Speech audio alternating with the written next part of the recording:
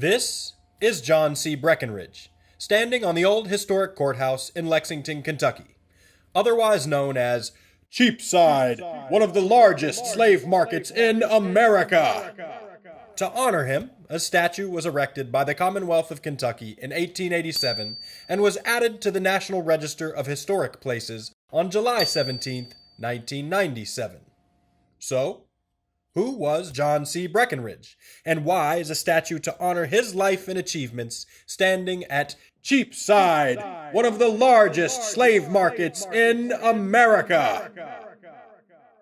Well, John C. Breckinridge was a prominent Kentuckian, though whether he was a kick-ass Kentuckian is up for debate. A member of one of Lexington's most prestigious families, and a staunch Democrat, John served as both a Kentucky and U.S. House representative and advocated strongly for slavery. In 1856, he was elected the youngest ever vice president to the administration of a noted comophobe who is widely regarded as the worst president ever. No. This guy. In 1860, after the split of the Democratic Party at the Democratic National Convention, Breckinridge was chosen to run as the pro-slavery candidate for president by the Southern Democrats. He lost. Lincoln won.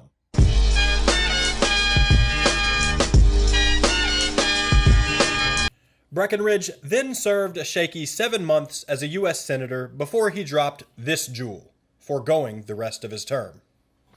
I exchanged with proud satisfaction a term of 6 years in the Senate of the United States for the musket of a soldier.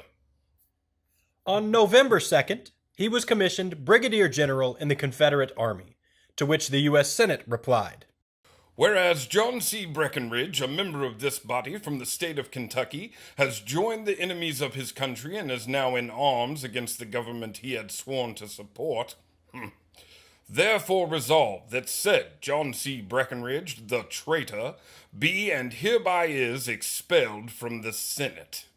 This resolution was adopted by a vote of 36-0 on December 4th, 1861. Breckinridge proved to be a capable general, showing an aptitude for handling his troops, proving himself a reliable asset to a treasonous effort bent on dissolving the Union and birthing a new nation with human bondage as its cornerstone.